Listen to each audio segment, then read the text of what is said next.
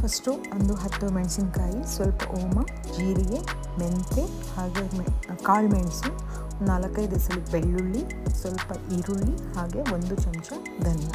ಇಷ್ಟನ್ನು ಸ್ವಲ್ಪ 1 ಸ್ಪೂನಷ್ಟು ಕೊಬ್ಬರಿ ಎಣ್ಣೆ ಹಾಕ್ಕೊಂಡು ಚೆನ್ನಾಗಿ ಫ್ರೈ ಮಾಡ್ಕೋಬೇಕು. ಫ್ರೈ ಮಾಡಿ ತಣ್ಣಗಾದ ನಂತರ ಸ್ವಲ್ಪ ತೆಂಗಿನಕಾಯಿ ತುರಿ ಜೊತೆಗೆ ಹುರಿದಿರುವಂಥ ಮಸಾಲೆ, ಸ್ವಲ್ಪ ಹುಣಸೆ ಹುಳಿ, ಹಾಗೆ ನೀರು, ಅರಿಶಿನ ಪುಡಿ ಹಾಕ್ಕೊಂಡು ನುಣ್ಣಗೆ ರುಬ್ಕೋಬೇಕು.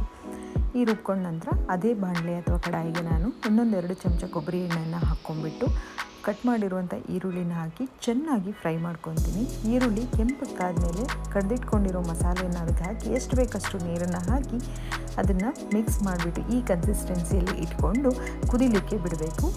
ರುಚಿಗೆ ಎಷ್ಟು ಬೇಕಷ್ಟು ಉಪ್ಪು ಹಾಕಿ ಚೆನ್ನಾಗಿ ಕುದಿದ ನಂತರ ಮೊಟ್ಟೆನ ಒಡೆದು ಹಾಕಿಬಿಟ್ಟು ಅದನ್ನು ಸ್ಲೋ ಫ್ಲೇಮ್ ಮಾಡಿಬಿಟ್ಟು ಮುಚ್ಚಿಟ್ಟು ಒಂದು 10 ನಿಮಿಷ ಕುದಿಸ್ಬೇಕು. ಆಗ ಈ ಥರ ಸೈಡಲ್ಲಿ ಎಣ್ಣೆ ಬಿಟ್ಕೊಂಡಾಗ ಮೊಟ್ಟೆ